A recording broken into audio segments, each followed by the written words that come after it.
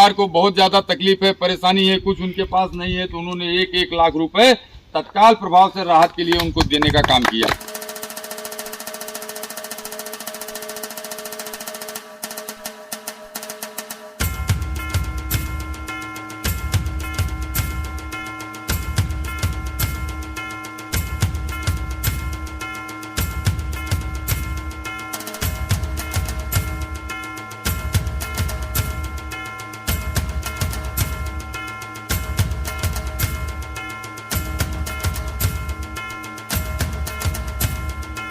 देखिए, अपना जबलपुर में एक बैंक है और भोपाल में एक बैंक है, दूसरी बैंक जो है उधर झांसी में है, चौथी बैंक जो है आगरा में है, बाकी अपने 500 डिवीजन में बैंक है। इन सब बैंकों की जितनी भी बचत राशि होती है, सारे अस्पताल में आदरणीय महामंत्री कॉमरेड विनोद नायक जी ने एक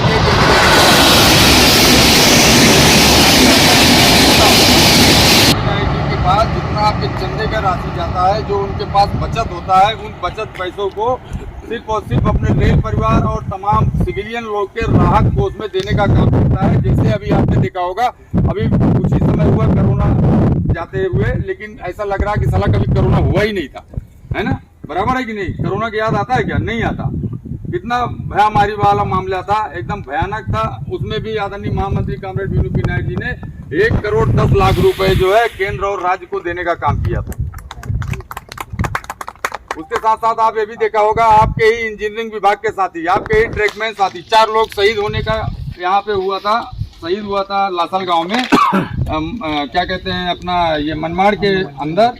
अब हाँ, तो उसमें देखा होगा कि आदरणीय महामंत्री कॉमरेड विनोद नायक जी उनके घर पहुंचते हैं, उनकी जब बड़ी दयनीय स्थिति को देखता है, उनकी तकलीफों को देखता है, तो देखिए हर रेल कर्मचारी के पास जमा पूंजी कुछ रहता नहीं है, घर में कुछ रखता नहीं है। बहुत कम से बहुत थोड़े लोग रहता है जो लैंडलॉर्ड होता है, जिसके घर में पैसे पड़े होते हैं, जिसके बैंक में पैसा पड़ा होता है, बाकी सब खाने पूरते होता है। तो आप ये चीज देखा होगा, वहां पहुंच करके जब उन्होंने देखा कि उनके परिवार को बहुत ज्यादा तकलीफ है, परेशानी है, कुछ उनके पास नहीं है, तो उन्होंने 1-1 लाख रुपए तत्काल प्रभाव से राहत के लिए उनको देने का काम किया।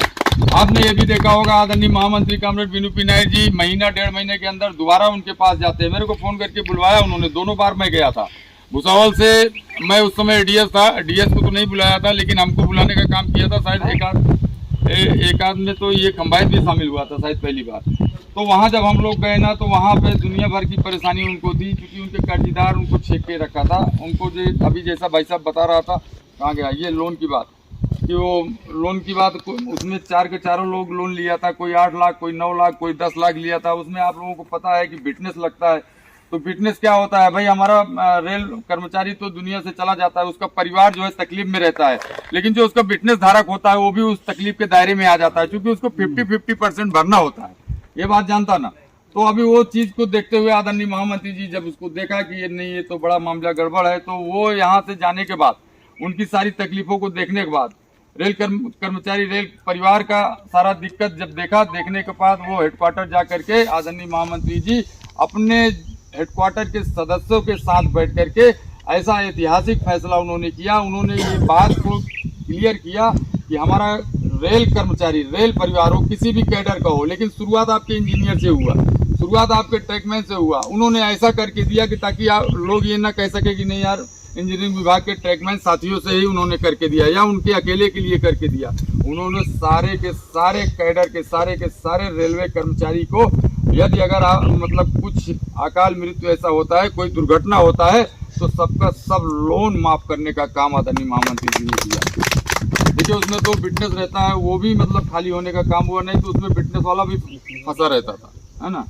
तो ये सब तमाम उपलब्धियां आदरणीय महामंत्री कॉमरेड विनोद नायक जी आप लोगों को लिए करके दिया। अभी आपने ये भी देखा होगा कि करीब 1 महीना 1.5 महीना पहले की बात है, 1 करोड़ रुपए का एस्टीमेट भाईखला रेलवे अस्पताल में दिए हैं। वो इसलिए दिया कि हमारा ही रेल कर्मचारी, हमारा ही रेल परिवार का सेंट्रल रेलवे के लोग भाईखला में इलाज कराने के लिए जाता है ना।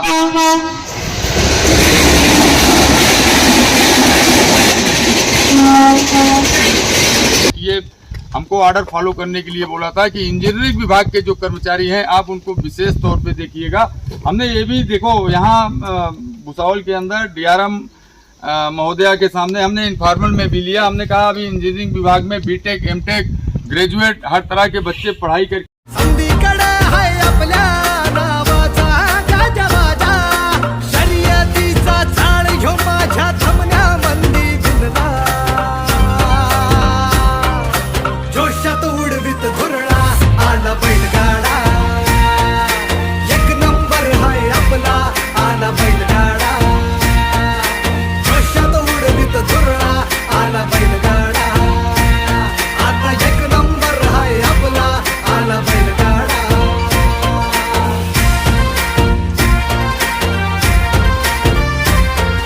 संकल्प बोल के हम तो निकल पड़े, हर द्वार खोल के गगन कहे विजय भव।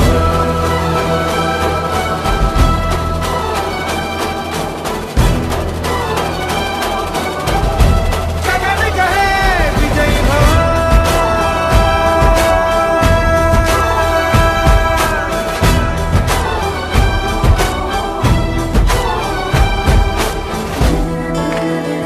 Subscribe now and press the bell icon.